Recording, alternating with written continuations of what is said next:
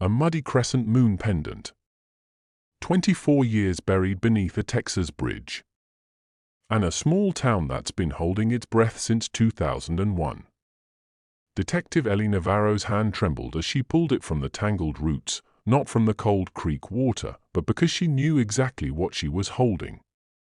The same necklace that stared back from 1,000 missing person flyers. The same one that haunted Cedar Glen, Texas for over 2 decades.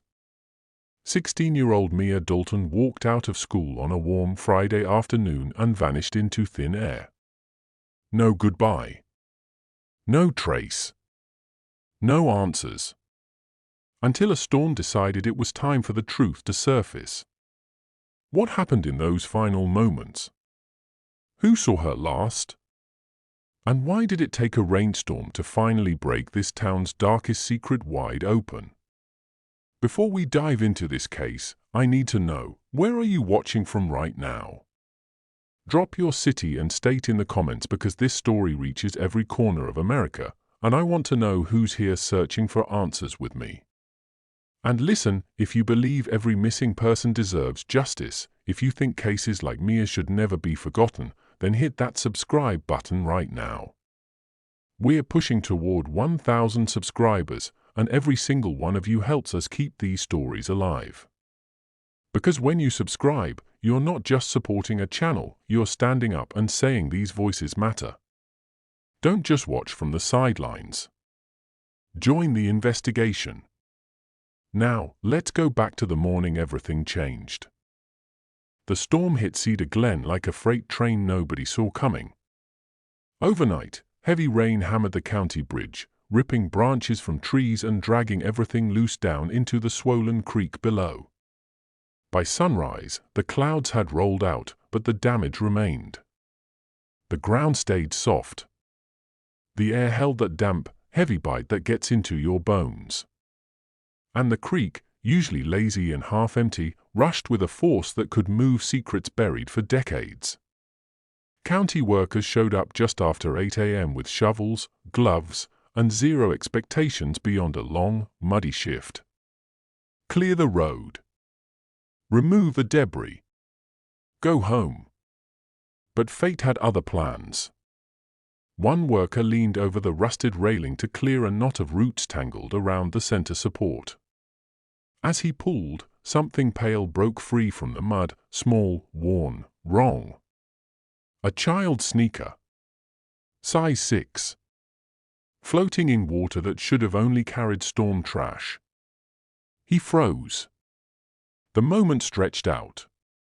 His gut told him what his brain didn't want to accept. This wasn't random debris. He stepped back, pulled out his phone, and called his supervisor with a voice that didn't sound like his own. "You need to get someone down here. Now." That call went straight to Detective Ellie Navarro. When Navarro arrived, the scene already had that feeling, the kind that raises the hair on your arms before you even step out of the car. The road was still slick. Gravel crunched under her boots as she walked toward the worker frantically waving her over. The creek below churned fast and angry, dragging broken limbs along like it was in a hurry to leave. But Navarro wasn't focused on the water. She was focused on what the water had given up. The worker pointed to the base of the bridge. "Down there. By the roots. I only touched the shoe, didn't move anything else." Navarro pulled on gloves, her mind already cycling through possibilities, none of them good. She approached the railing and looked down into the tangle of roots that stretched across the support pillar like a natural net. Caught inside that net was the sneaker. And just behind it, barely visible beneath the murky water, a thin silver chain. The pendant caught the light once, then disappeared beneath the current. Navarro's stomach dropped. She climbed down the slick bank carefully, boots sliding on wet rocks, until she reached the water's edge. Cold creek water slapped against her ankles. She crouched low, worked the chain loose from the roots with steady hands, and lifted it into the gray morning light. Her breath caught. A crescent moon, bent, scratched, unmistakable. Navarro had studied the case files. She'd stared at the photos pinned inside the cold case cabinet at the station. Every detective in Cedar Glen knew this necklace. It was the symbol the entire town clung to when hope was all they had left. And now it was here, in her hand, pulled from a creek that had kept it secret for 24 years. 16-year-old Mia Dalton. She vanished on April 20th, 2001, a warm Friday afternoon when nothing felt dangerous. She walked out of Cedar Glen High with her backpack and sketchbook, heading toward the student parking lot like she'd done 100 times before. One moment she was there. The next, she was gone. No scream. No struggle. No witnesses. Her backpack turned up months later in a roadside ditch, miles from town. But nothing else. Search teams combed fields, walked trails, dragged ponds. Volunteers brought casseroles to the Dalton house. Churches prayed. The town posted flyers on every lamppost, every storefront, every gas pump for miles. But Mia? She stayed missing. Until now. Navarro stood there, water rushing around her boots, the pendant cold and heavy in her hand. Crime scene techs moved around her, photographing the bank, marking debris patterns, mapping the scene. But she couldn't move. The weight of that small crescent moon made time feel slower, thicker, like the creek had held the entire town hostage for 2 decades and finally decided to let go. Then they found the rest. Deeper in the roots. Bone fragments. Strips of faded denim. Pieces of a life that ended too soon, wrapped in mud and decay. Navarro's jaw tightened. This wasn't just a recovery anymore. This was a crime scene. And somewhere in Cedar Glen, maybe sipping coffee on a front porch, maybe walking past the grocery store, maybe living a normal life, someone had carried this secret since 2001. She sealed the pendant in an evidence bag, but she held it for one extra moment. The chain felt colder than the water. Up on Maple Crest Lane, people would step out onto their porches soon, just like they always did. They'd grab their mail, sip their coffee, check their phones, completely unaware that the question they'd lived with for 24 years had just been answered beneath a bridge less than 3 miles from their homes. If this necklace belonged to Mia, and deep down, Navarro already knew it did, then one thing was certain. Someone put her here. And someone in Cedar Glen had been living with that knowledge all this time. Before the pendant came out of that creek, before the storm tore open the earth, Cedar Glen remembered Mia Dalton as the quiet girl in a quiet town. Back in April 2001, life moved at a different pace here. The kind of pace where people knew their neighbors by name, where kids rode bikes without cell phones, where Friday night lights and Sunday church were the rhythm of the week. The diner opened at 6 every morning, and the same group of retirees claimed the corner booth. Families spent Saturday evenings at the lake with lawn chairs, coolers, and nowhere else to be. It was the kind of town where nothing bad was supposed to happen. The Dalton family lived in a pale yellow house on Maple Crest Lane, modest, well-kept, with a front porch that held 2 chairs and a wind chime that barely made a sound. Inside, life was simple. A calendar hung on the fridge with doctor's appointments scribbled in blue ink. A stack of school papers sat near the phone. And in Mia's room, a sketchbook stayed open on her desk, pages filled with drawings of trees, power lines, and the everyday things she saw on her walk home. 16-year-old Mia wasn't the type to stand out. Teachers called her polite, steady, reliable. She never caused trouble. Never raised her voice. Never gave anyone a reason to look twice. She worked part-time at the craft store off County Road 17, stocking shelves, sweeping floors, showing up on time.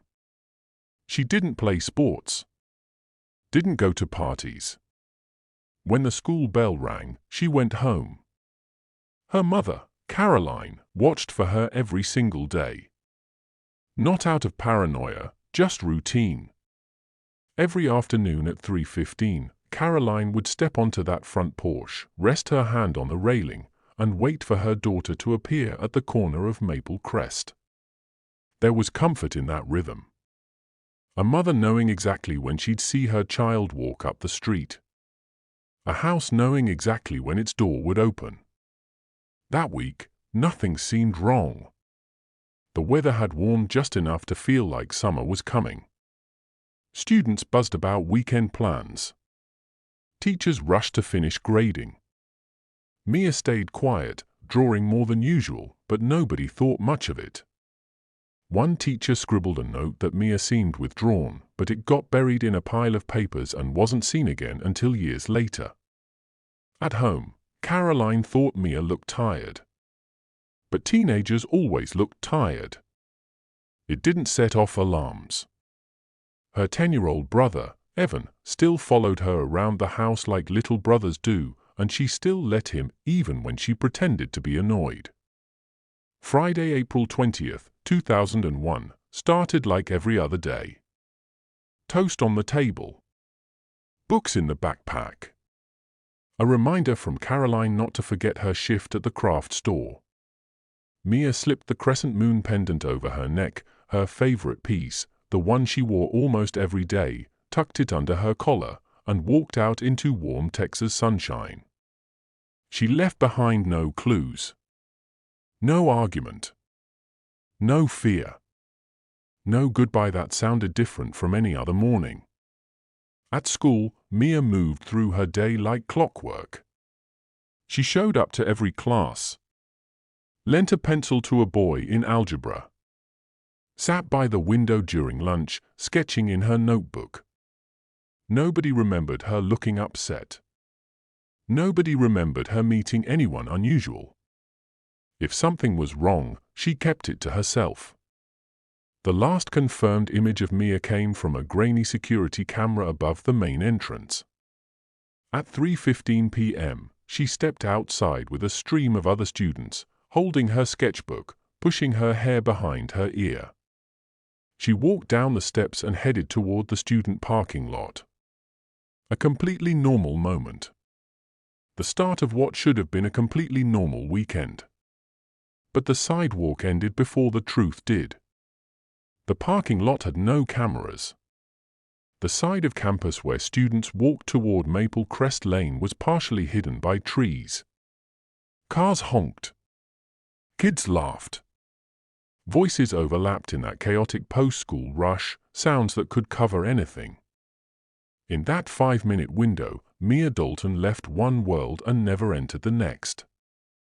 Caroline waited on the porch, like always. 3:15 became 3:25. Then 3:40. She shifted her weight, stared harder at the corner, told herself there was no reason to panic. Maybe Mia stopped to talk to a friend. Maybe she forgot something and had to go back inside. By 4 p.m., the worry settled deep into her chest. She called 2 of Mia's friends. Neither had seen her. She called the craft store. Mia never showed up for her shift. By 5 p.m., Caroline's voice shook when she dialed the police. She tried to stay calm, tried to sound rational, but the fear bled through every word. Officers arrived and walked the campus. They checked the parking lot, the surrounding streets, the shortcuts kids used. They found nothing. No bag tossed in the bushes. No sign of a struggle. No footprints leading into the trees. Just a quiet path home that Mia Dalton never finished walking. Neighbors came over that night with flashlights. They walked the streets calling her name, their voices echoing through the warm Texas evening. The sky glowed soft pink after sunset, but Caroline kept the porch light burning. She didn't sleep. She sat by the window, holding on to the hope that Mia would walk up the driveway and say she just lost track of time. But morning came, and Mia didn't. Cedar Glen woke up to a feeling the town had never known before. A missing teenager.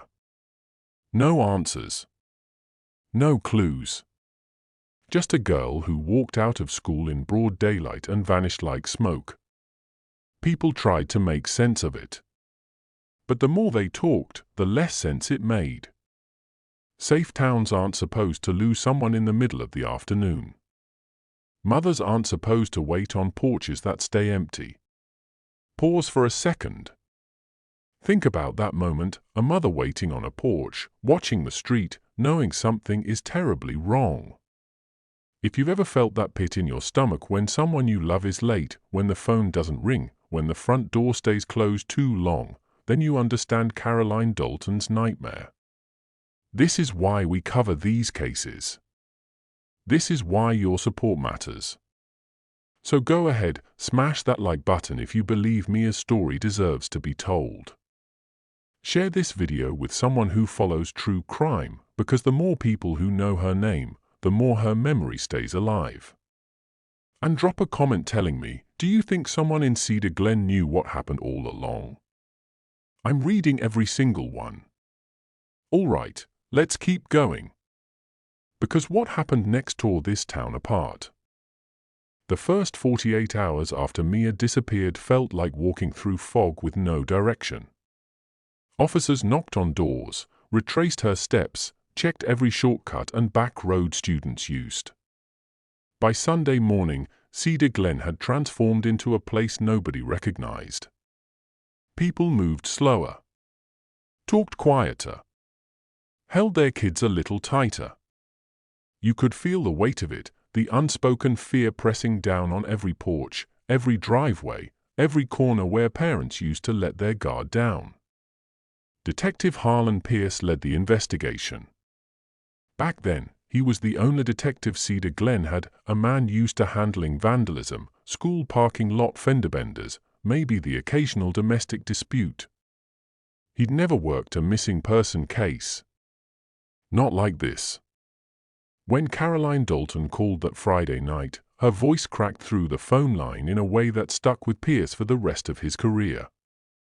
He grabbed his keys and drove to Maple Crest Lane faster than he should have, his gut already telling him this wasn't going to be a teenager who snuck off to a friend's house. Pierce walked into the Dalton home that evening and immediately felt the wrongness of it. Everything looked untouched, school papers stacked neatly on the counter, a jacket folded over a chair, the TV remote sitting on the coffee table. There was no chaos. No sign of conflict. Just absence. Caroline sat by the front window, hands clasped so tight her knuckles had gone white. Evan sat beside her, feet dangling off the couch, trying to make sense of why all the adults kept whispering. Pierce spoke to Caroline gently. She told him about the porch routine, the exact time Mia usually got home, the shift she missed at the craft store, the friends who hadn't seen her. Her voice stayed steady until she said, "She doesn't wander. She comes straight home." Then it cracked. Pierce wrote everything down, though he didn't need to. The details burned into his memory without effort. When he finished, he asked to see Mia's room. It was tidy in that natural, lived-in way. Sketchbook open on the desk. Pencils lined up in a small tin. A few drawings taped to the wall, trees, birds, streetlights, and the crescent moon pendant sketched over and over like it meant something more than jewelry. Pierce stared at those pages longer than he meant to. Something about the care in each line, the repetition of that pendant, felt important. He just didn't know why yet. The search expanded fast. Officers and volunteers fanned out across Cedar Glen, walking ditches, checking fields, calling her name into empty woods. But nothing answered back. And that bothered Pierce more than anything. Disappearances usually left breadcrumbs. A dropped item. A witness who remembered something odd. An overheard argument. But here? Everything looked perfectly normal until it wasn't. He returned to Cedar Glen High the next morning and walked Mia's exact route from the front steps to the parking lot. The security camera above the entrance showed her stepping outside, tucking her hair behind her ear, turning left toward the lot. Then the camera's view ended. The lot had blind corners. A row of trees blocked sightlines from the road. It was the perfect spot for someone to approach unnoticed, to say a few words, to convince a polite, trusting girl to get into a car. Pierce's jaw tightened. He spent the morning questioning students. Some remembered seeing Mia at lunch. Others remembered her in class. But nobody could place her after the final bell. Then a few students mentioned Henry Carr, a quiet kid who hung around the band hall, sketched in notebooks, kept to himself. They said he was weird. That he'd stared sometimes. Teenagers are cruel when they're scared. They fill gaps with suspicion. And Henry Carr became the easiest target. Pierce found Henry that afternoon. The kid looked startled when he heard Mia was missing. He said he barely knew her. His voice shook, his hands fidgeted, but Pierce couldn't tell if it was guilt, fear, or just the nerves of a shy kid being interrogated. Henry claimed he went straight home after school. His mother confirmed it. His story never changed. But the whispers about him did. In small towns, suspicion spreads faster than truth. By Tuesday, missing person flyers blanketed Cedar Glen. Mia's school photo stared out from every lamppost, every gas station window, every church bulletin board. The crescent moon pendant rested visibly on her collarbone in the image, a detail everyone recognized. The more flyers went up, the heavier the air became. Search parties pushed deeper into the woods behind the school, the creek near the baseball field, abandoned sheds, old barns. Pierce personally checked every store along Highway 12. Had anyone seen a girl matching her description? No. No. No. Every answer felt like a door slamming shut. On Friday evening, exactly 1 week after Mia disappeared, Pierce returned to the school alone. It was nearly the same time of day. Golden lights stretched long across the parking lot. The hum of after-school activities echoed faintly from the gym. He stood on the front steps, staring at the lot, trying to see what he was missing. Then he walked toward the back of campus where the band hall Saturday. The building looked harmless, brick walls, metal doors, tall narrow windows. But something about the space around it felt off. Too tucked away. Too quiet. Too easy to miss. Pierce paused near the doorway and noticed a scrap of paper wedged under the siding. He pulled it free. It was a torn piece of sketchbook paper. The edge was jagged, ripped in a hurry. On it, a half-finished drawing of a hand reaching toward something just out of frame. He slipped it into an evidence folder, unsure what it meant but certain it mattered. Days bled into weeks. Leads thinned. The search didn't stop, but the momentum slowed. Pierce interviewed teachers, reviewed attendance records, checked bus routes. He ran his hands over every surface of this case, but it felt like a wall with no cracks, smooth, sealed, impossible to grip. Caroline stayed on that porch every afternoon. Evan sat beside her, still watching the road long after the sun dipped below the roofline. Neighbors brought casseroles.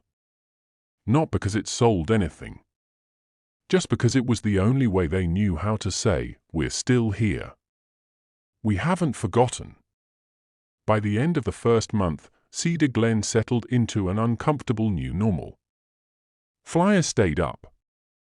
Questions went unanswered. Parents told their kids not to walk alone. The town kept moving, but Mia's absence followed them everywhere, like a shadow they couldn't shake. The case slowed. But it never closed. And Detective Pierce never stopped believing that someone in Cedar Glen knew more than they were saying. He just couldn't prove it. Not yet. For 24 years, Cedar Glen lived with an open wound it couldn't close.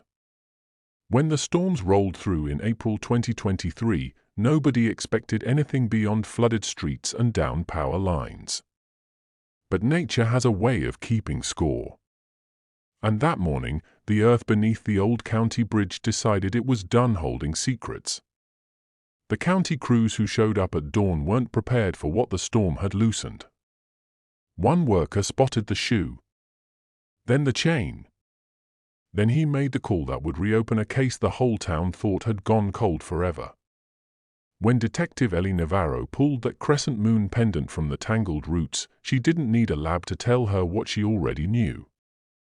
Mia Dalton had been here all along. Just 3 miles from home. Beneath a bridge locals drove over every single day. Tucked into a creek bed that had kept her hidden for nearly a quarter of a century. Navarro worked fast. Crime scene text documented everything: the shoe, the pendant, the bone fragments wrapped in mud and thyme. The creek refused to stay still, water rushing around their boots like it was trying to wash away the evidence one last time. But it was too late for that. The remains were carefully recovered and sent to the medical examiner. Within hours, preliminary findings confirmed what Navarro's gut had been screaming since the moment she held that necklace. Teenage female. Consistent with Mia's age and profile. Final DNA results would take time. But the pendant, the location, the timing, it all pointed to one devastating truth. Mia Dalton hadn't run away. She hadn't started a new life somewhere else. She'd been taken. And she'd been left here, in the dark, under the water, while her mother waited on a porch that would never see her come home. News spread through Cedar Glen like wildfire. Some people heard through frantic phone calls. Others caught it on the local news. A few found out in the grocery store aisles, whispers passing between neighbors who didn't know whether to feel relief or horror. Older residents stepped onto their porches, gripping railings the same way Caroline Dalton had 24 years ago, and felt the weight of all those unanswered years come crashing down. The town didn't erupt. It didn't panic. It went silent. Because deep down, everyone knew what this meant. The girl they'd prayed would come home safe had been close by the entire time. And someone, maybe someone they knew, someone they'd seen at church or the diner or the gas station, had put her there. Navarro stayed at the bridge until the sun dropped low. She walked the edges of the creek, studied the soil, examined the way debris collected in certain pockets. She wanted to know if the remains had washed downstream from somewhere else, or if this spot had been intentional. Her gut said intentional. Too close to town. Too hidden. Too specific. That night, she sat alone in her office at the station, the pendant still sealed in its evidence bag on her desk. She stared at the shape of that crescent moon and thought about her own brother, missing for 6 years, still unsolved. Her mother kept one of his toys on the mantel. Grief had a way of choosing objects and turning them into anchors. For the Dalton family, that anchor had just been pulled from the mud. Navarro opened Mia's file. The pages had yellowed slightly, the ink faded in places. Notes from 2001 repeated the same frustrating refrain: no witnesses. No signs of struggle. No clear direction. She flipped to the back, where someone had tucked the torn sketchbook page Pierce found near the band hall. The drawing showed a hand reaching toward something just out of frame. Navarro traced the pencil lines with her finger. You didn't disappear, she whispered to the file. Someone took you. It wasn't a promise. It was a vow. Outside, Cedar Glen settled into a restless night. Porch light stayed on longer than usual. Curtains twitched as people glanced toward the street, wondering if their neighbor knew something, if the person who smiled at them in church had blood on their hands. The wind moved through the trees with a low, mournful sound, like the town itself was exhaling after holding its breath for 2 decades. And for the first time since April 20th, 2001, the silence around Mia Dalton began to crack wide open. Detective Ellie Navarro knew that once a case shifts from missing to recovered, people react in ways they don't expect. Some finally speak up. Some retreat. Some change their stories without realizing it. And in a town like Cedar Glen, where everyone knew everyone, where secrets got buried under politeness and Sunday smiles, those reactions told her just as much as the evidence. She started with the old witness list, calling everyone who'd been interviewed back in 2001. Former students, retired teachers, staff members who once walked the halls of Cedar Glen High. Some offered small details they'd barely remembered. Others claimed they'd forgotten everything. A few grew tense the second she said Mia's name. Navarro made notes on every reaction. Tension often pointed toward buried truth, even when the words sounded harmless. One name kept surfacing over and over: Henry Carr. Back in 2001, students whispered about him. He spent time alone near the band hall. Sketched in notebooks. Rarely spoke. And when teenagers are scared, they create villains to fill the empty spaces. Henry became the easiest target. Navarro didn't trust rumors. But patterns demanded attention. So she drove out to Reedport, where Henry now lived alone in a small apartment above a repair shop. He answered the door slowly, shoulders hunched, eyes carrying the look of someone who'd been waiting for this knock for 24 years. When Navarro said she needed to talk about the case, he stepped aside without hesitation. Inside, the apartment smelled faintly of solder and old carpet. Wires, tools, and half-repaired radios covered every surface. Henry worked with his hands now. Quiet work. Solitary work. Navarro asked where he'd been during the recent storm. He said he stayed home most nights, worked overtime at the shop. His voice didn't jump. Didn't stutter. It just sounded tired. When she mentioned the remains found under the bridge, Henry lowered his head. Not in guilt, she could sense that. In resignation.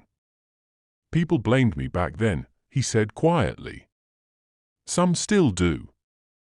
Navarro asked why he thought the blame stuck. Henry rubbed his palm with his thumb, a nervous habit that looked years old.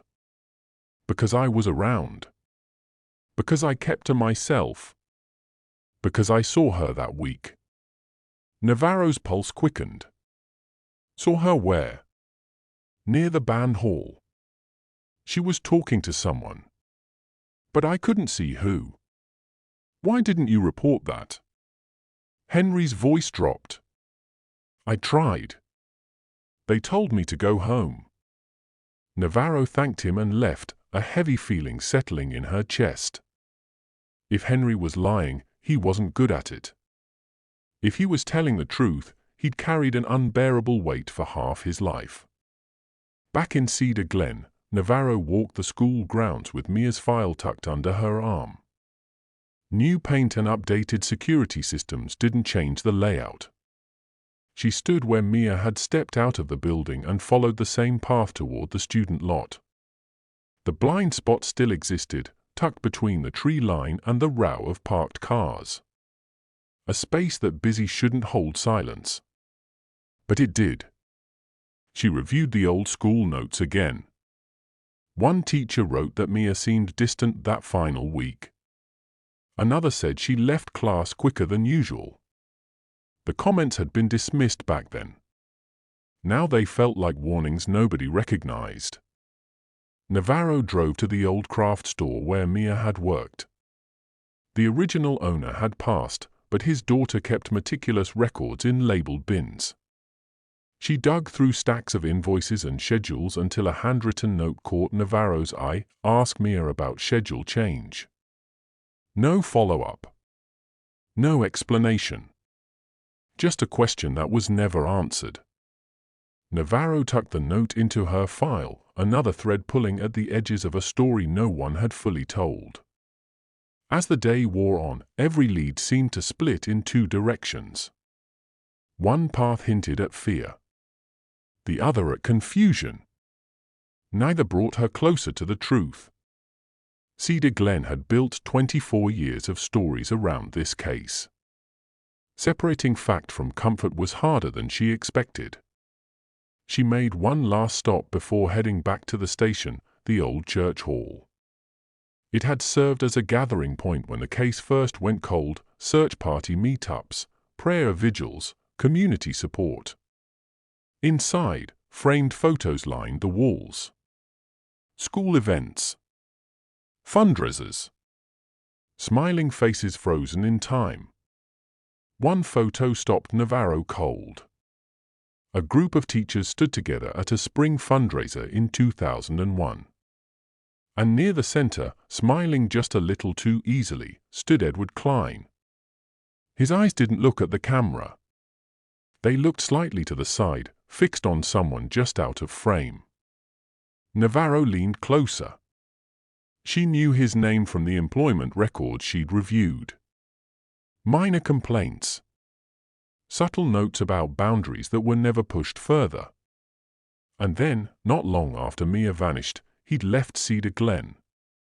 Nobody talked about him now. Not the way they talked about Henry. She snapped a photo of the framed picture and stepped outside into the cooling evening air. A few residents leaving choir practice watched her with cautious curiosity. Navarro nodded politely, slipped her notes into her bag, and walked to her car. The case didn't feel stuck anymore. It felt like the ground was shifting beneath her feet, slowly but unmistakably. Sometimes a case doesn't move forward in a straight line. Sometimes it tilts. And the tilt reveals which direction the truth might roll. For Navarro, that tilt was pointing toward a name the town rarely mentioned. And a version of the story nobody seemed ready to face. Detective Ellie Navarro drove toward the farmhouse outside Bridgeton with a feeling crawling up her spine, the kind that comes when a case is about to crack wide open. Some truths whisper before they scream. Some sit buried in a voice that's been holding weight for too long. When Mark Leary called and said, "I remember more than I've said," she heard something heavy behind the words. Not fear. Guilt that had grown roots. The farmhouse sat at the end of a gravel driveway, weeds pushing through the cracks like the past trying to break through. A rusted weather vane creaked slowly above the roof. Leary stood on the porch, hands shoved deep in his jacket pockets, bracing himself for something he'd been avoiding for 24 years. "You came fast," he said. "You sounded ready," Navarro replied. Inside, the house smelled of old carpet and cold mornings. Leary moved to a low cabinet and pulled out a manila folder bound tight with a rubber band, the way someone holds onto something they don't want found by accident. "I shouldn't have kept this," he said, voice shaking slightly. "But I did. And I've thought about it every single week since she disappeared." Navarro set the folder on the table and slipped the band free. Inside, student disciplinary logs. Torn edges. Hurried handwriting. Entire sections missing, like someone had ripped pieces of the truth out in a panic. One line froze her in place.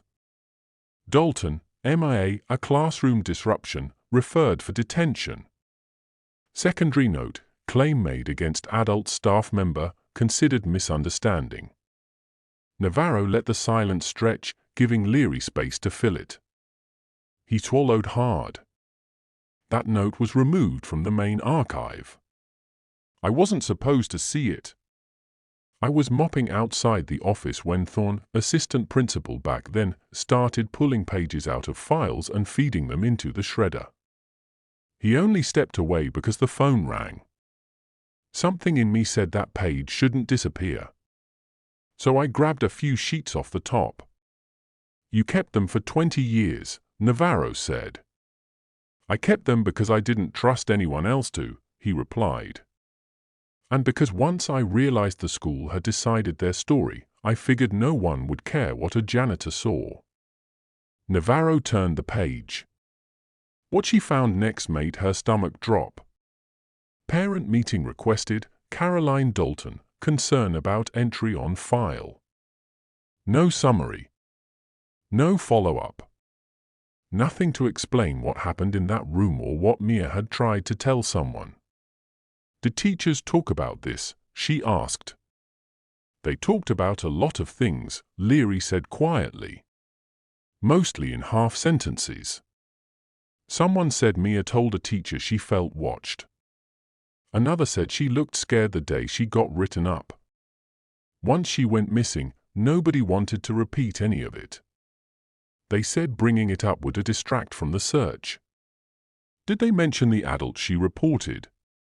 Leary's jaw tightened. They didn't have to. There was always one teacher who got too close to students. People joked about it. Whispered. But nobody wanted the trouble that came with saying it out loud. He didn't say the name.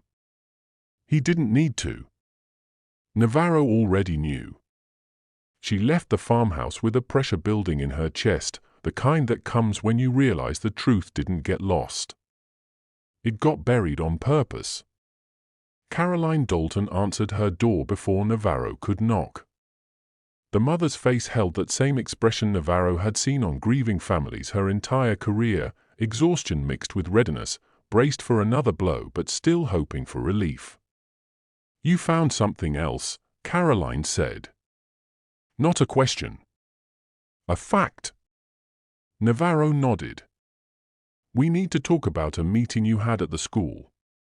About a complaint Mia made. They sat at the kitchen table, the same table where Mia probably did her homework, drew in her sketchbook, ate breakfast on that last Friday morning. Navarro placed the photocopy in front of Caroline. Her hand trembled as she traced her daughter's name with her fingertip. I asked them to take it out, Caroline whispered. I didn't want it on her record. What did she tell you that day? Navarro asked gently. Caroline closed her eyes, and when she spoke, her voice cracked. She said a teacher made her uncomfortable. That he followed her after class. Asked about things that weren't school-related, her home life, her plans, whether she had a boyfriend. She never wanted attention. She just wanted help. She exhaled slowly, like the weight of those words had been pressing on her lungs for decades. People told me girls her age misread things. That I was overreacting. They said he was friendly, supportive, the kind of teacher kids trusted. Her voice hardened. The school told me that if the entry stayed on her file, it might harm her reputation. That it could affect college recommendations. Future opportunities. She looked up at Navarro, eyes red. I believed them. I thought keeping her away from him was enough. Her voice broke completely. I thought the only danger was paperwork. Navarro leaned forward. Caroline, you were a mother trying to protect your daughter in the only way the system told you was safe. The people in power failed both of you. Caroline gripped the paper tighter, like it might fold itself back into the past where she could make a different choice. So what does this mean now? She asked. It means Mia wasn't quiet, Navarro said firmly. She spoke up. She warned someone. And the adults who should have listened chose to protect a teacher's reputation instead of a 16-year-old girl. That changes everything about where we go from here. Caroline's voice came out barely above a whisper. Can you find who ignored her? Yes, Navarro said. But we're going to find much more than that. Outside, the street was quiet, the kind of quiet that comes when a town senses change rolling in but can't yet see the shape of it. Porch lights flicked on one by one as the sun dropped lower. Families prepared dinner. Kids did homework. Life moved forward, unaware that inside the Dalton house, the truth had just shifted again. Navarro sat in her car for a moment, staring at Mia's file open on the passenger seat. She placed the disciplinary page inside, right next to the photo of the girl with the shy smile and the crescent moon necklace. "You tried to tell them," Navarro whispered to the photo. "Now we listen." She put the car in drive. She wasn't chasing shadows anymore. She was chasing the people who buried them. Detective Ellie Navarro understood something most people don't want to face: finding a body doesn't close a case. It forces everyone to choose what they really believe. In Cedar Glen, the discovery under that bridge didn't just reopen an investigation. It dragged 24 years of quiet choices, whispered warnings, and convenient silences into the harsh light of day. And not everyone was ready for what that light would reveal. It started in small places. At the grocery store, shoppers lowered their voices when certain names came up. At the diner, conversation shifted the moment a squad car rolled past the window. At church, prayers for healing grew longer and vaguer, but nobody stood up and said the words that mattered most: "We failed her." Parents who used to let their kids walk home alone now drove them door to door. Neighbors who once waved from porches now watched each other with something that looked a lot like suspicion. Word spread fast that the remains almost certainly belonged to Mia Dalton. The DNA tests were still pending, but that crescent moon pendant didn't need a lab report to be recognized. People remembered the flyers. They remembered Caroline on that porch, waiting for a daughter who never came home. And now they had to sit with a question nobody wanted to answer: who in this town knew something and said nothing? 3 days after the discovery, the police department held a town meeting in the high school gym, the same building where Mia was last seen alive. Folding chairs lined the polished floor. The bleachers filled slowly. Some people came looking for answers. Others came looking for someone to blame. A few came hoping the whole thing would just go away again. Navarro stood at the microphone, looking out at a sea of faces she didn't fully trust yet. She looked like an outsider because she was one. And right now, that was her biggest advantage.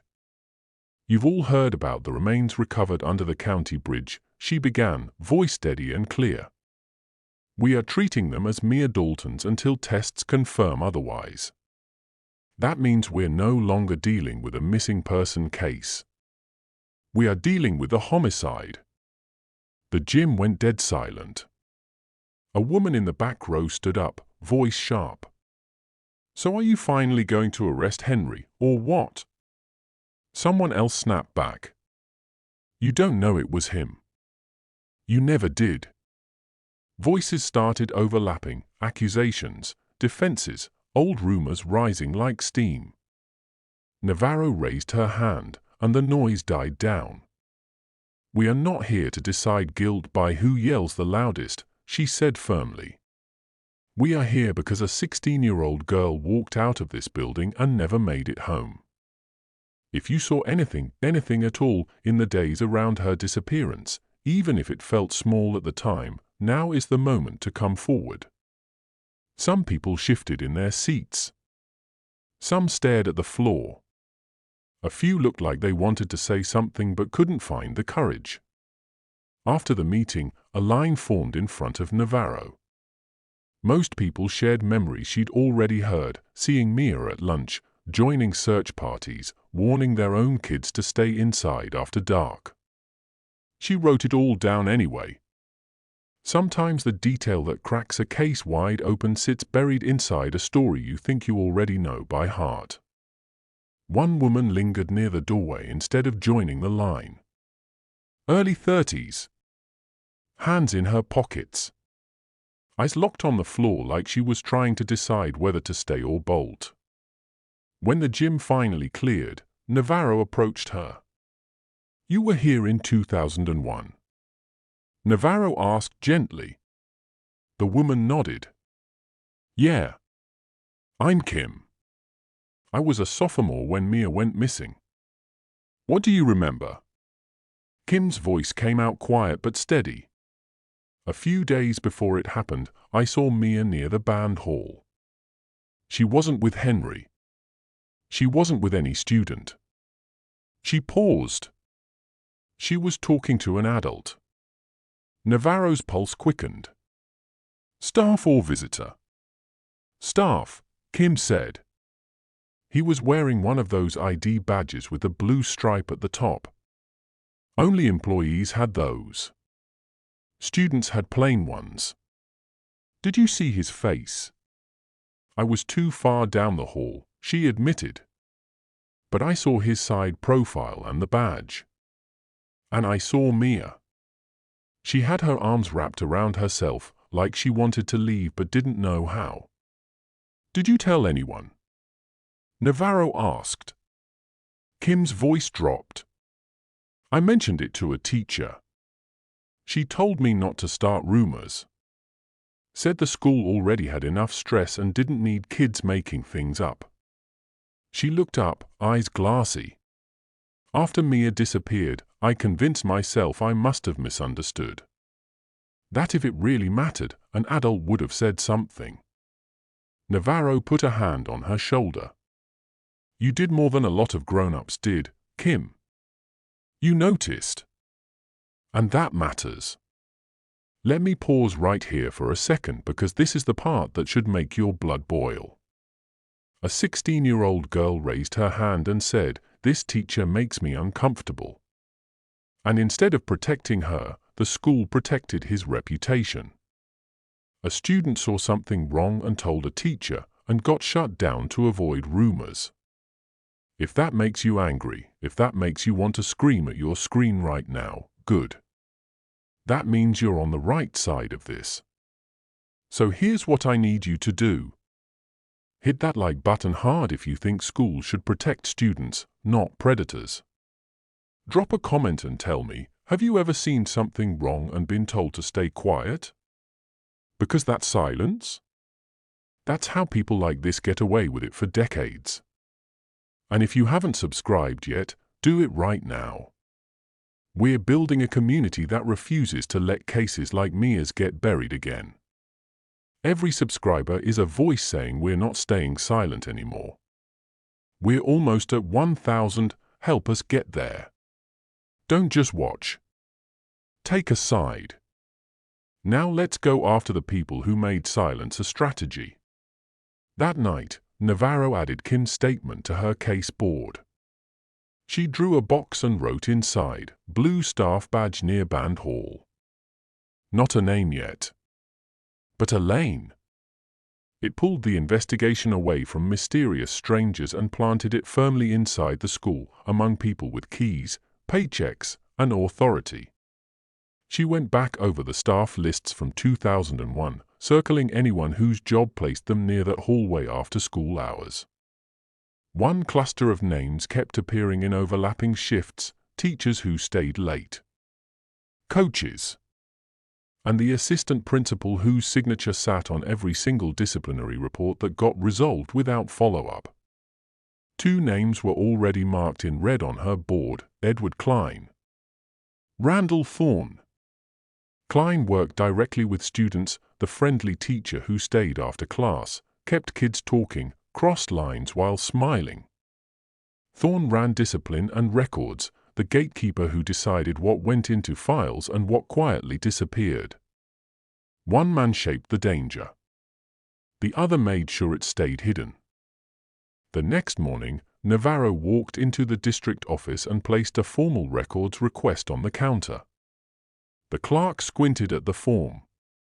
"You sure you want to dig that far back? Some of this should probably just stay history." Navarro met his eyes. "History isn't the problem. What people did with it is." He sighed, disappeared into a back room, and returned with 2 dusty boxes that smelled like neglect and buried secrets. She took them to a conference room and started digging. Klein's file was a masterclass in how predators move through systems. Positive reviews peppered with vague parental concerns. Complaints about boundary issues that never turned into formal investigations. Notes from previous districts showing the same damn pattern, uncomfortable conversations, girls singled out for extra help, parents who felt uneasy but couldn't quite articulate why. Every time the heat got too close, he resigned quietly and moved to the next school with a reference letter that said nothing about why he really left. Thorne's file read like a steady climb up the ladder, committees, awards, commendations. But his signature sat at the bottom of every document that closed those complaints about Klein. Phrases like issue addressed, no further action needed, matter resolved internally appeared again and again in his careful handwriting. His pen had become a weapon, and he'd used it to erase a teenage girl's warning before anyone could take it seriously. While Navarro read in that quiet room, Cedar Glen was tearing itself apart in living rooms and church parking lots. At the diner, a man in a faded work jacket muttered loud enough for the whole room to hear, "Always knew that Henry kid was off." A woman 2 booths over shot back, "Maybe. But the cops keep asking about staff, not him." At kitchen tables across town, theories formed and fractured. Most people still wanted to point at the easy target, the quiet boy who didn't fit in, who drew in notebooks and stayed alone. It was harder to point at the teacher who smiled at every school play, who got Teacher of the Year, who parents trusted with their kids. On Maple Crest Lane, Caroline felt the shift happening in real time. Some neighbors still brought casseroles and stayed to talk. Others waved from a distance and kept walking, like getting too close to grief might make it contagious. Guilt made some people kinder. Fear made others smaller. One late afternoon, Navarro sat beside Caroline on that familiar front porch. "They're scared," Caroline said quietly, staring at the empty street. "Not of what happened to Mia. Of what it says about how we all lived back then. They're used to pointing at the kid who doesn't fit," Navarro said. "It's harder to point at someone who smiled at every fundraiser and got his picture in the yearbook." Caroline's voice was barely a whisper. "We trusted this town. We trusted the school." She turned to Navarro, eyes red. "I trusted them when they told me staying quiet was safer." "The school protected its image," Navarro said. "It didn't protect your daughter." They sat together in silence while the sun dropped lower and a dog barked somewhere down the block. Over the next week, more fragments found their way to Navarro's desk. A former volunteer remembered seeing Klein near the band hall after hours the week Mia vanished, thought it was odd but didn't say anything. A retired teacher admitted Thorne had actively discouraged detailed incident reports, telling staff to run concerns by him first instead of putting them in writing. A coach recalled seeing a man and a girl matching Mia's description near a side door one afternoon, then told himself it was none of his business. Individually, these pieces could be dismissed as coincidence. Together, they built a picture of a system designed to protect adults and silence kids. Cedar Glen still wanted a simple answer, a single bad guy they could lock up and move on from. But Navarro knew the truth was uglier than that. The threat that took Mia didn't come from outside. It lived inside the building where parents sent their kids every morning, trusted with their safety, their futures, their lives. Mia had tried to speak. And 24 years later, the town was finally being forced to hear what she said and face everyone who chose not to listen. Detective Ellie Navarro knew she'd reached the point where staying inside Cedar Glen would only loop her through the same stories, the same fears, the same small-town instinct to protect reputations over truth. To move forward, she had to follow the man who'd left town long before the creek gave Mia back. Edward Klein. According to his employment records, he now lived in Alameda, New Mexico, a quiet suburb hundreds of miles from the Texas classroom where he once earned Teacher of the Year. After leaving Cedar Glen in 2001, Klein worked in at least 2 other school districts. And in each one, the same pattern emerged. Parents filed complaints, administrators held private meetings, and Klein quietly moved on with a clean reference letter and a story that made him the victim of misunderstandings. He didn't get fired. He got relocated. Navarro printed every record she could access and spread them across her desk. Emails about boundary concerns. Notes from school counselors. Reports of a teacher who gave special attention to certain girls, always the quiet ones, always the ones who wouldn't make a scene. The language was soft, bureaucratic, designed to sound concerned without actually doing anything. But the pattern was undeniable. She circled dates and cross-referenced them with Mia's timeline. One entry stopped her cold. Parent reported student discomfort. Matter closed by administration. Closed by Thorne. Filed away. Buried. Klein's photo from 2001 stared up at her from a laminated faculty ID. Late 20s. Clean cut. Smile just a little too practiced. In group photos from school events, he always stood close to students, not with other teachers. His body language leaned in. His hand rested on shoulders. His eyes, even in still images, carried that look Navarro had seen in 100 predators before. I know how to make you trust me. She tucked the photos and files into a folder and caught a flight to New Mexico. Alameda stretched out in neat rows of pastel-painted houses that all looked the same. Kids rode scooters on smooth sidewalks. A woman watered her flower beds. It was the kind of neighborhood where people waved to strangers and trouble felt like something that happened on the news, not on their block. Klein's house sat near the end of a cul-de-sac. Clean siding. Trimmed bushes. An American flag near the front door. It looked normal. And that was exactly the point.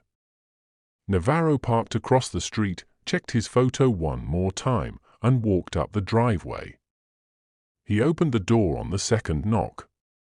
"Can I help you?" he asked, voice smooth and calm, like he was greeting a neighbor borrowing sugar. "Mr. Klein?" Navarro said, showing her badge.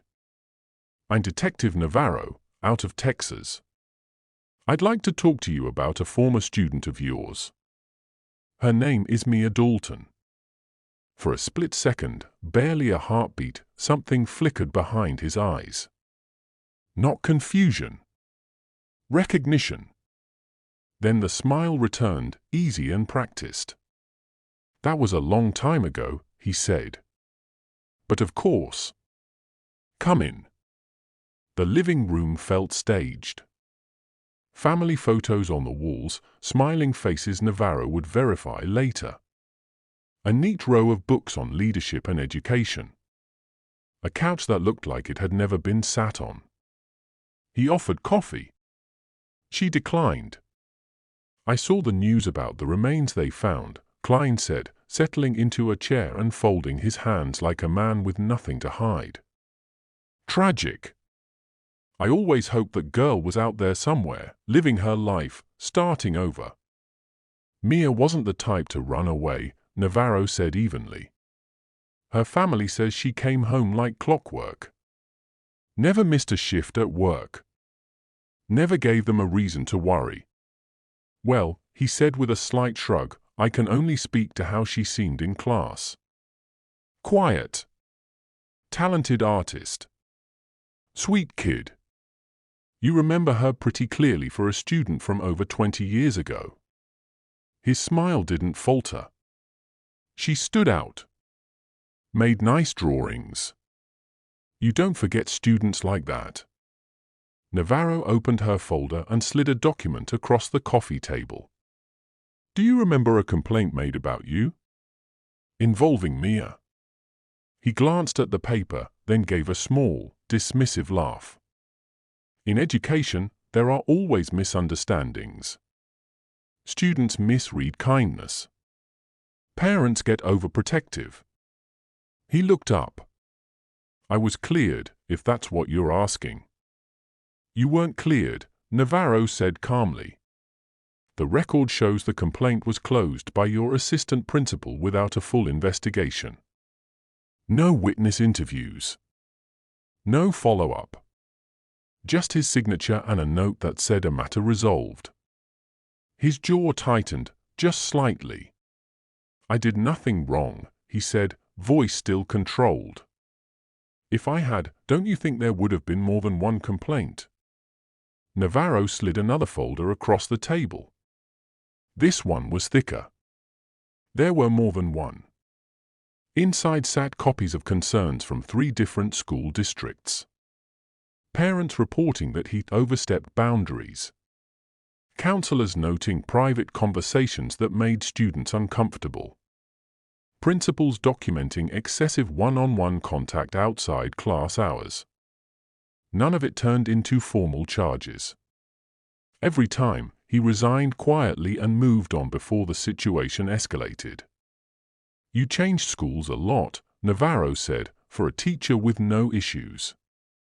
Life happens, he replied, but his voice had lost some of its smoothness. Better opportunities. Family needs. What family? Navarro asked, nodding toward the photos on the wall. He hesitated. It didn't work out. My personal life isn't part of this. She let that statement hang in the air like smoke. Where were you the afternoon Mia disappeared? In my classroom, he said quickly. I stayed late grading papers. I remember because it was a Friday. School records show you signed out early that day, Navarro said. Half day. Personal matter. The office log has you leaving campus at 1:30 p.m. He blinked. That was over 20 years ago. I don't remember every schedule change. A toll booth camera outside Cedar Glen captured a vehicle matching yours at 4:28 p.m., she continued.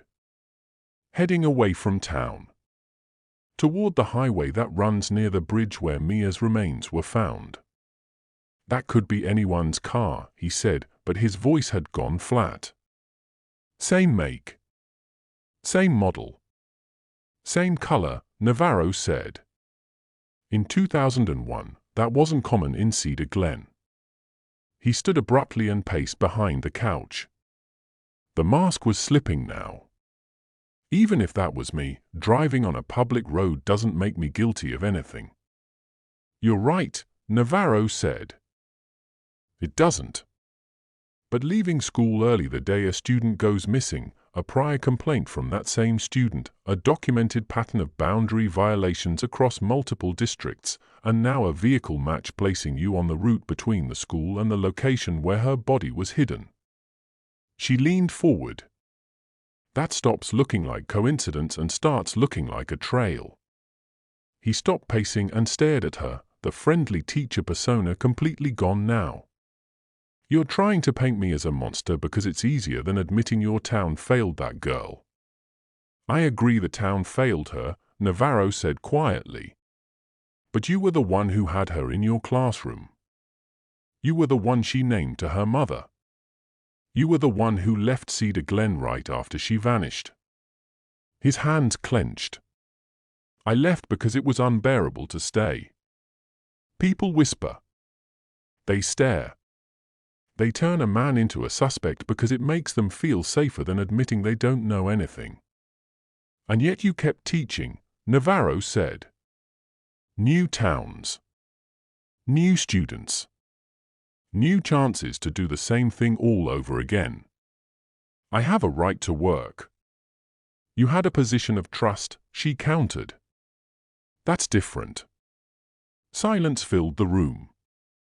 Outside, a child's laughter echoed from down the street, a sound that felt wrong in this moment. Are you arresting me? He asked. Not today, Navarro said, standing and gathering her files. "But I'm not done with you, Mr. Klein. That sounds like a threat. That sounds like a promise." She walked out of that house carrying more questions than answers, but also carrying confirmation. Klein knew Mia's name too well. His reactions followed a script she'd seen 100 times: deny, deflect, blame the system that's misunderstood him. He cast himself as the victim, not the predator, at the center of a decades-long pattern. And she could see it in his eyes. He thought he'd gotten away with it. Not anymore. Back in Texas, Navarro added new documents to her case board. She connected Klein's early departure from school with the toll booth timestamp. She pinned up notes from each district where complaints had surfaced, marking them with red pushpins. A line stretched across the map, starting in Cedar Glen and ending on a quiet street in Alameda where a monster lived behind a flag and a smile.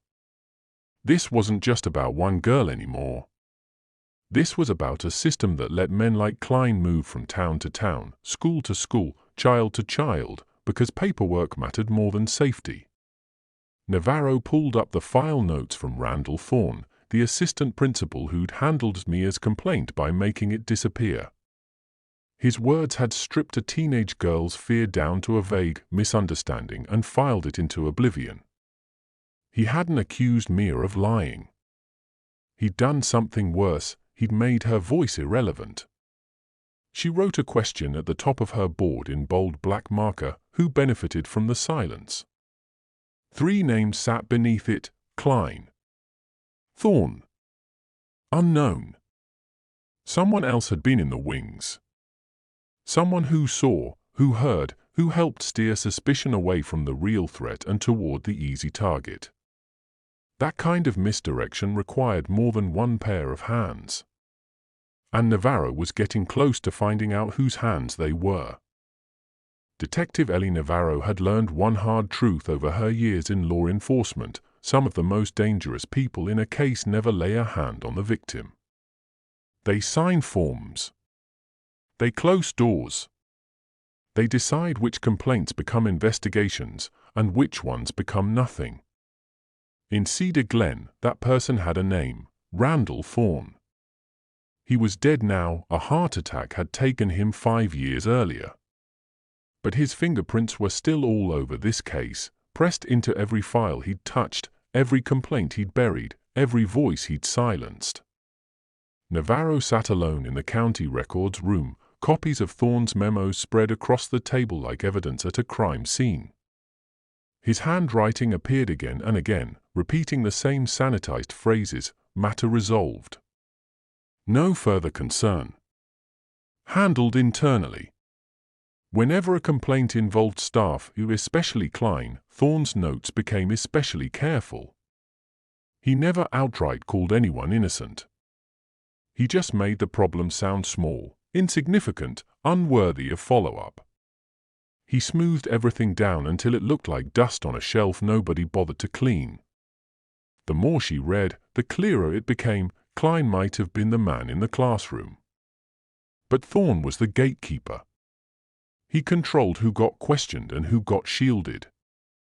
He decided which parents got taken seriously and which ones got sent home feeling foolish for overreacting. And when Mia Dalton raised her hand and said, "This teacher makes me uncomfortable," Thorne made sure that complaint never saw the light of day. Navarro thought back to her earlier interview with Henry Carr, the quiet kid everyone had blamed. He'd mentioned an anonymous letter slipped under his door shortly after Mia disappeared. Crude. Threatening. You were the last to see her. You know what you did. No one ever found out who sent it. No record of it existed in the case file. It lived only in Henry's memory and in the years of suspicion he didn't deserve. Navarro pulled samples of Thorne's handwriting from district files, memos, meeting notes, disciplinary forms.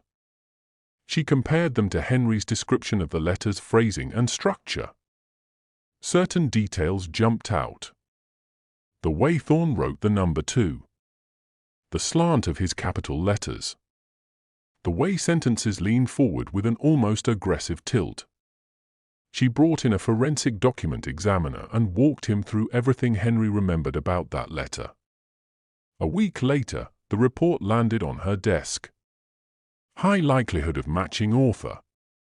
Thorne hadn't just erased Klein's record. He'd actively pointed the town's fear at an innocent kid. Navarro felt her hand shake as she read the report a second time. This wasn't passive negligence. This was strategic misdirection. Thorne had weaponized a teenager's grief and fear, turning Henry Carr into a suspect to keep eyes off the real predator walking the halls. She started reaching out to people who'd worked under Thorne, teachers, counselors, staff who might have seen what he was doing but felt powerless to stop it. Most were reluctant to talk. A few hung up the phone. But one name kept coming up, Mrs. Delgado. Former school counselor.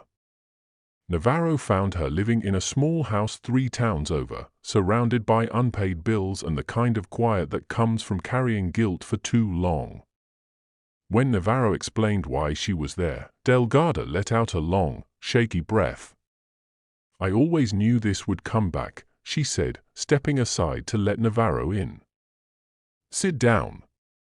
I've been thinking about those files for 20 years. They sat at a cluttered kitchen table. Delgado pushed aside papers and folded her hands like she was about to confess. "You filed concerns about Klein," Navarro said. "More than once." "Yes," Delgado replied, voice tight. "Girls came to me. They didn't always have the words, but you could see it. Something felt wrong. So I documented every conversation. Followed protocol. Submitted reports." She paused. "And every single time, Thorne reviewed what I wrote. After that, my detailed version would disappear. A shorter, softer version would show up in its place, one that made it sound like the girl had misunderstood or I'd overreacted." "Did you push back?" Navarro asked. Delgado's eyes filled with tears. "I tried. He told me I was reading too much into normal teacher-student interactions. Then he hinted that maybe I wasn't cut out for high school counseling if I saw danger everywhere." Her voice cracked. "I had a mortgage. 2 kids in college. You start picking your battles. Did you know about Mia's complaint?" "Only after she went missing," Delgado whispered. "I asked to see her file. Thorne said there was nothing there except minor behavior notes. I didn't believe him, but—" She trailed off. Once she was gone, everything became about search parties and press conferences. Thorne said digging through old records would just create blame when we needed unity. Navarro leaned forward. "Unity for who?" Delgado stared at the table, voice barely audible. "Not for her." On the drive back to Cedar Glen, Navarro thought about how many people like Delgado existed in this story. People who sensed danger. Who raised red flags. Who followed the rules. And who got shut down by someone in power who decided a teacher's reputation mattered more than a student's safety. It wasn't just predators who harmed kids. It was the walls people built around them, brick by brick, memo by memo, signature by signature. Back at the station, Navarro added the document examiner's report and Delgado's statement to her board. She drew a new line under Thorne's name and wrote in bold letters, "Not just cover-up. Active redirection." He was gone now, buried in a quiet cemetery on the edge of town. But his trail was still warm enough to follow. She pulled his employment file again, looking for anything that might explain why he worked so hard to manage the narrative around Klein. One memo stood out. It was dated 3 weeks after Mia vanished, a brief note to the district superintendent requesting permission to review communication protocols following the recent tragedy. The superintendent had approved it with a single-line reply. Attached was a draft policy Thorne had written himself. It suggested that all sensitive complaints involving staff should be routed through the assistant principal's office before being shared with outside agencies. To avoid confusion and protect staff from unfair rumors, he'd built himself a funnel. Everything that mattered had to go through him first. And he got to decide what came out the other side. But something still didn't add up. Thorne had power inside the school. Klein had access to students. But neither of them fully explained how Mia's backpack ended up in a ditch miles from her normal route, or how her body ended up under a bridge in a completely different direction. Someone had moved evidence. Someone who knew the town, the roads, the places searchers would look, and the places they wouldn't. Late one night, staring at her case board, a name she hadn't focused on before caught her attention. A patrol officer from 2001. Young. Eager. Assigned to the initial search efforts. His signature appeared on early reports, house-to-house canvassing, witness interviews, scene documentation. Then, after a few weeks, his name faded from the case file. No reassignment note.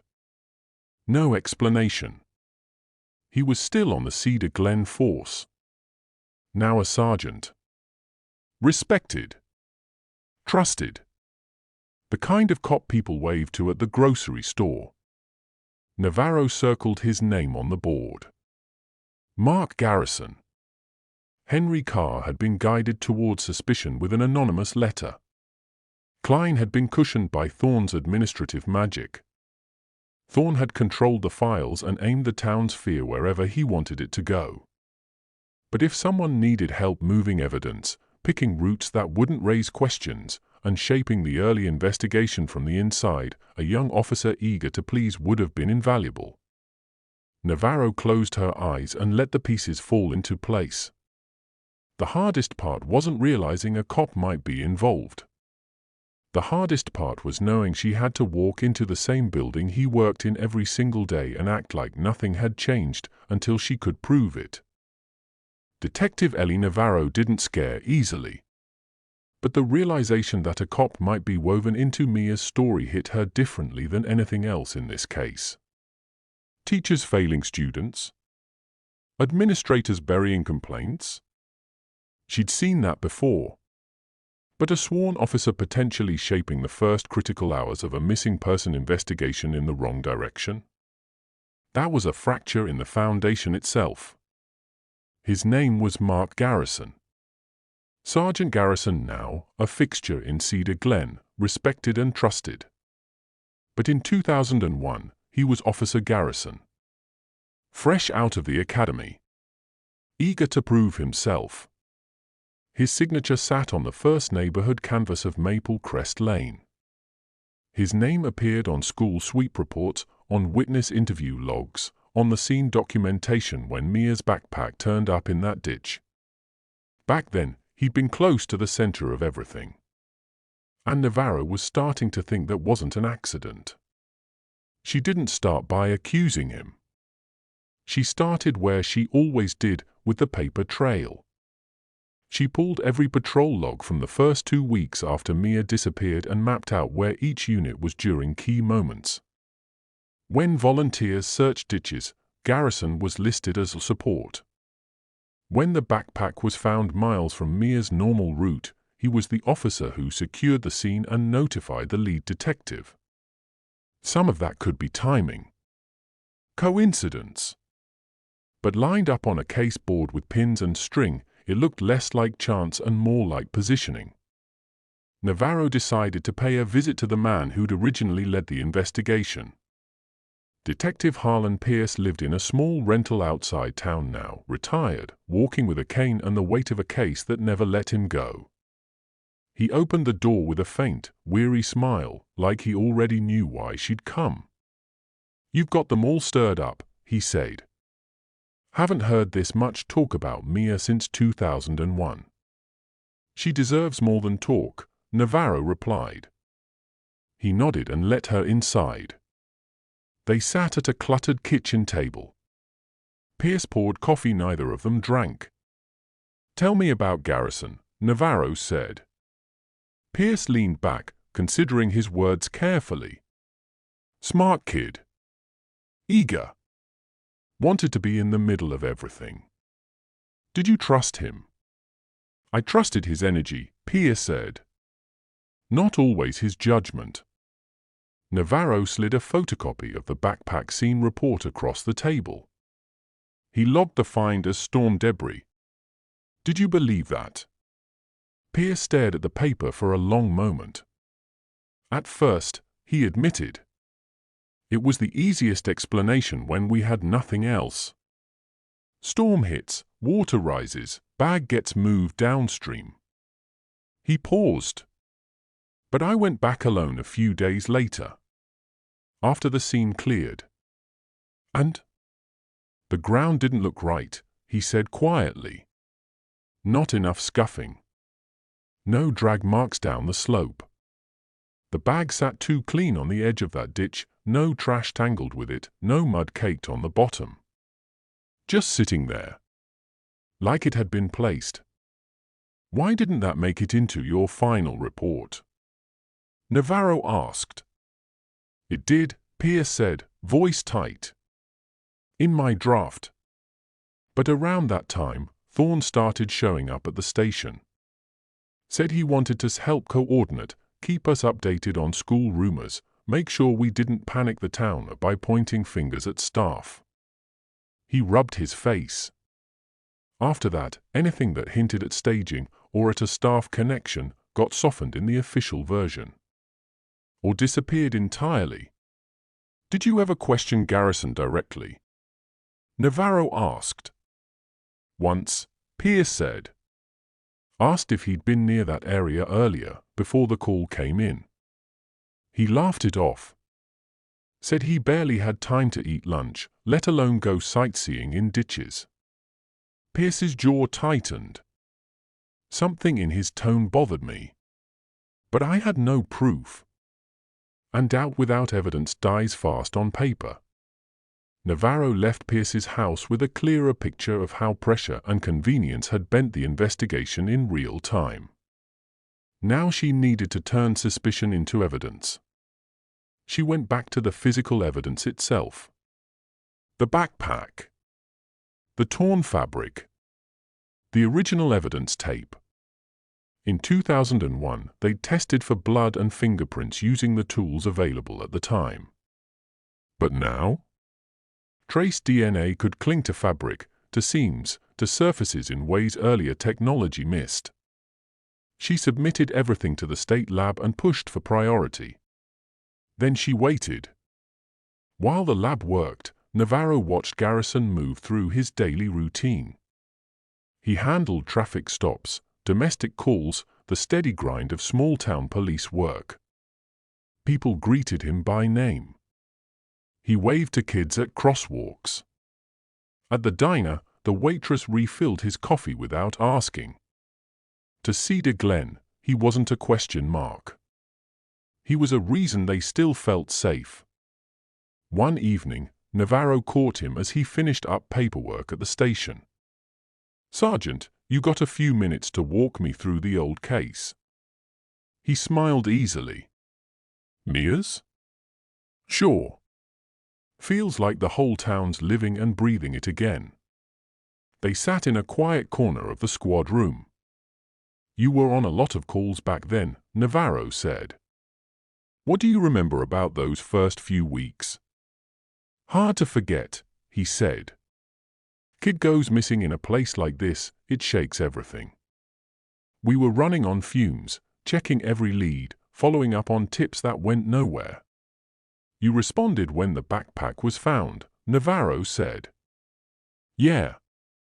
County worker spotted it in the ditch. I rolled up, secured the scene, waited for Pierce." He shrugged. "It's all in the file. You ever wonder why it turned up there?" she pressed. He shook his head. "Storm drains feed into that area. Heavy rain, lightweight bag, it's not that strange. Did you go back later? Double-check the scene? No, he said, maybe a little too quickly. We were buried in calls. I didn't have time to study dirt. His answers came fast. Smooth. Logical. But they stayed just one step away from anything personal. Before Navarro could dig deeper, her phone buzzed. State Lab. She stood. This might take a while. We'll pick this up later. She stepped into the hallway and answered. Detective Navarro? We've got preliminary results. You were right to send that backpack. She was in her car and driving to the lab within 10 minutes. Under harsh fluorescent lights, a forensic analyst walked her through the findings. We pulled low-level touch DNA from 3 locations, he said, pointing to a diagram. Inside the main strap seams, under the top handle, and near the zipper pull. Go on, Navarro said, pulse quickening. The profile under the handle matches Mia Dalton, expected, since it was her bag. The other exterior samples are mixed, likely from investigators and family members who handled it over the years. He tapped a specific section of the chart. But this profile, pulled from inside the strap seam, doesn't match Mia. And it's not a random touch. It's concentrated along the interior grip points, the kind of contact you'd get from carrying the bag. Contamination? Navarro asked, though she already knew the answer. Unlikely, given the pattern and depth, the analyst said. We ran it through the state database. He slid a printout across the table. Mark Garrison. Submitted as part of an internal database update 3 years ago. Navarro stared at the name on the page. She'd expected his DNA on the exterior. He'd handled the bag as part of the investigation. But inside the strap seam? In the exact spots where someone would grip the bag to pick it up and move it. That told a completely different story. Could this still be from normal scene handling? She asked. Anything's possible, the analyst said carefully. But based on location and concentration, the best explanation is that he carried this bag at some point, not just brushed against it during evidence collection. Stop. Right here. A cop. Someone who swore an oath to protect and serve. Someone the town trusted. And his DNA is inside the strap of a missing girl's backpack in a way that suggests he moved it before it was ever officially found. If that doesn't make you want to see justice served, I don't know what will. Here's what I need from you right now. Subscribe. Not just because we're close to 1,000, but because cases like this don't solve themselves. It takes pressure. It takes attention. It takes people like you refusing to let this slide. Drop a comment and tell me, do you think Garrison acted alone, or was he part of something bigger? I'm reading everything you write, and your theories matter. And if you're angry right now, if you want to see accountability, smash that share button. Send this to someone who needs to see how deep corruption can run when good people stay silent. We're not staying silent. Not anymore. Now let's finish this. Navarro sat in her car outside the lab, staring at the printout. The case had just crossed a line she couldn't uncross. She drove back to Cedar Glen in silence, the weight of what she now knew pressing down on her chest. When she walked into the station, she paused outside the glass wall overlooking the squad room. Garrison sat at his desk, laughing at something a younger officer said. Then he looked up. Their eyes met.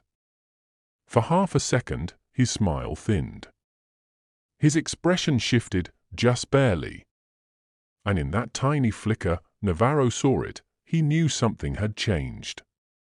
She turned and walked toward the chief's office. The case wasn't just about what happened to Mia anymore. It was about who helped bury the truth and how many badges they wore while doing it. Detective Ellie Navarro did not march at Sergeant Mark Garrison waving the lab report. She knew better than to storm a squad room and accuse a fellow officer before every piece was in place. When the person across the table wore the same badge, you moved slow, steady, and exact. She started with the chief. Behind a closed door, she slid the report across his desk and waited. He read it once, then again, as if the words might change if he looked hard enough. This was not just another file to him. Garrison had been in his wedding photos. Their kids had shared teams. Now his name sat under a DNA hit. "Any chance this is wrong?" he asked. "There is always a chance," Navarro said. But the analyst was clear. "This is not surface transfer. This looks like someone carrying that backpack in a way that never made it into the report." "You are saying he staged evidence," the chief said. "I am saying his hands were on it before the county worker ever called it in," she answered. "We need his explanation on tape." The chief stared at the report, then nodded once. "You have clearance. Treat him like any other subject. But until we know more, this stays between us." That shift, from colleague to subject, changed everything. She called Garrison in for a case review interview late in the day, when the station was quiet. He walked into the small room with coffee in his hand and the easy smile Cedar Glen knew so well. "Didn't think Mia's case would still be paying my overtime," he said, settling into the chair. "Feels like it owns half my life."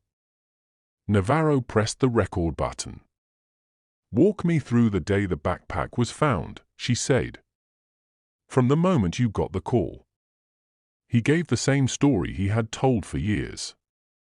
County worker sees a bag. Radio call goes out. He arrives, tapes the area, waits for Pierce. Long day. Heavy rain. Mud everywhere. This time he added texture that had never appeared on paper, the smell of wet brush, the sound of cars over the ditch, how the tape stuck to his gloves. When he finished, she slid the lab report between them. "We retested the backpack," she said. "New methods picked up your DNA inside the strap seam. Not on the outside where you said you touched it. Inside, where someone's hand would grip if they carried it." He stared at the page. The room went quiet enough that the hum of the light seemed loud. "That proves I picked it up," he said. "Everybody already knew that." "You logged that you never moved it," she replied. "You wrote that you kept your distance and waited for the detective. No note of lifting. No note of transport." "Maybe I remembered wrong," he said. "It was a long time ago." "Your pattern of contact does not match a quick check," she said. "It matches someone holding that bag long enough to leave trace the first tests missed." He shifted. The cup tapped once against the table. "So what are you accusing me of?"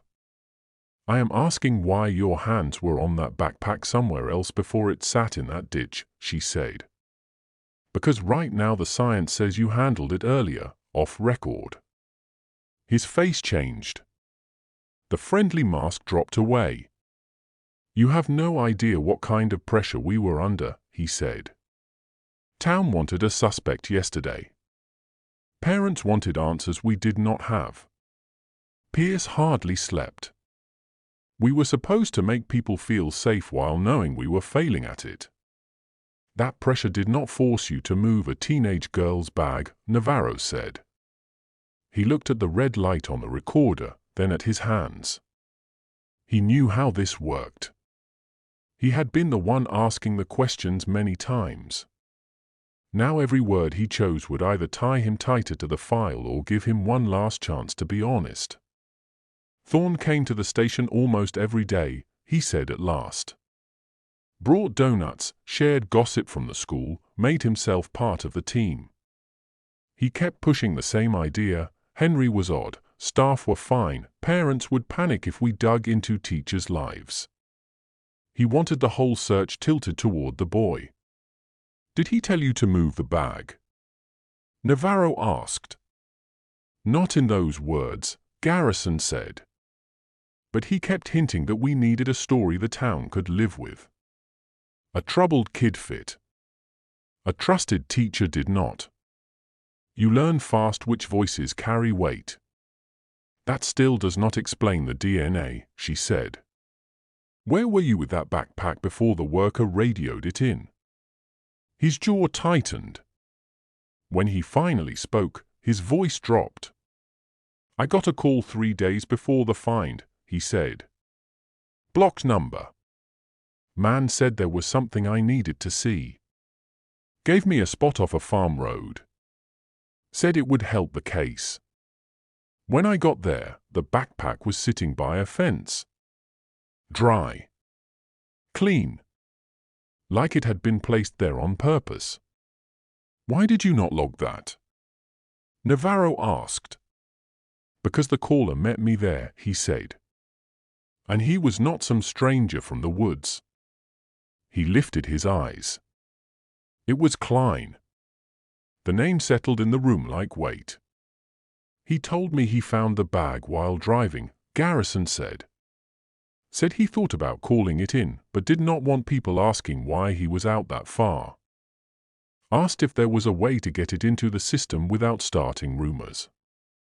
Said the kids needed somebody they could trust." "So you helped him," Navarro said. "I told myself I was helping the case," he answered. "I was young. I thought if I placed it where a worker could find it, we would still get the evidence without lighting him up in front of the town until we had more. I thought I was buying time." "You bought him cover," she said. He stared at his hands. "I know that now." "Did he say anything about Mia?" she asked.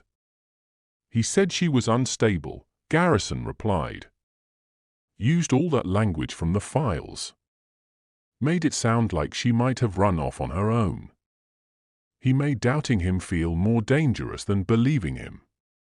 "Why did you not come forward after he left town?"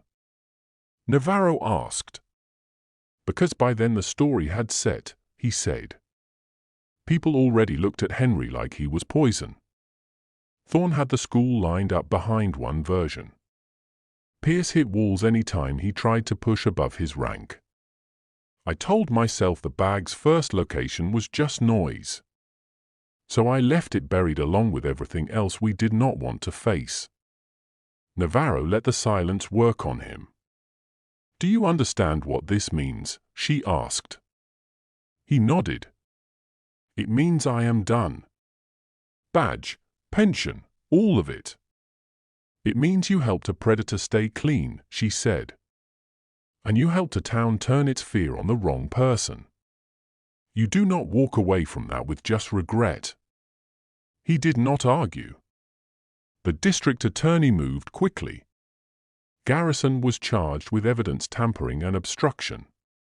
Klein, already locked up, faced upgraded counts, kidnapping, homicide, and a stack of charges tied to his pattern in other districts. The case that once lived in rumor and faded flyers finally had dates, documents, and lab results that all pointed the same way. At trial, the courtroom filled with people who had carried this story for half their lives. Former students. Parents who had walked the search lines. Teachers who now admitted what they had once kept to themselves. Officers who remembered the sick feeling of going home every night with no answers. Caroline sat in the front row with Evan beside her. His hands stayed clenched together through most of the testimony. They listened as the analyst explained the DNA on the backpack. They listened as a document expert showed how the anonymous letter to Henry matched Thorne's writing. They listened as women from other schools described the same pattern with Klein, friendly attention, private talks, lines crossed quietly until something finally snapped. Most eyes stayed on Klein when the verdict came. Some turned toward Garrison when his plea was read. Navarro watched Caroline. When the jury returned guilty on the main counts, and the judge read a sentence that would keep Klein behind bars for the rest of his life, Caroline did not collapse or shout. She gripped the bench and closed her eyes. For the first time since 2001, she knew whose choices stood between her daughter's last walk and every birthday that passed without her. The verdict did not fix that loss. It did give Mia's name a clear story instead of a question mark. Garrison accepted his term without a fight. His sentence was shorter, but it carried a weight no clock could measure. He had to live with the fact that his badge, which should have protected the weak, had helped shield the man who hurt a girl he never met. After sentencing, Cedar Glen struggled with what it had heard. Some people called it the work of a few sick men. Others faced a harder truth. For years, the town chose charm over instinct and easy stories over hard questions. A teacher, an assistant principal, and a young officer did not act alone in spirit. They moved inside a culture that rewarded silence. Navarro stayed long enough to see the headstone set with Mia's full dates carved in. No more open space where an ending should be. Caroline stood by the grave with Evan, one hand on the stone, the other on her son's shoulder. "You brought her back," Caroline said quietly. "No," Navarro said. "The storm did. You did, by refusing to let her name fade. I just followed what was left." When Navarro finally drove out of Cedar Glen, she carried one truth that did not fit on any report. There was still a gap in the story. Someone had placed that backpack on the farm road before Klein ever made the call. Someone knew the exact route Mia took on her last day, which door she stepped through, which car she leaned toward, which words were the last ones she heard. The case had named the main players. The town could finally say out loud who failed her and who hurt her. But the minutes between her leaving the school steps and her last breath stayed locked where no detective could reach them. Inside the mind of a girl who never got to walk home. The law had done what it could. The rest belonged to memory, to warning, and to the people who hear her name now and choose to act the first time a child says, "Something feels wrong," instead of waiting for a storm to drag the truth out of the mud.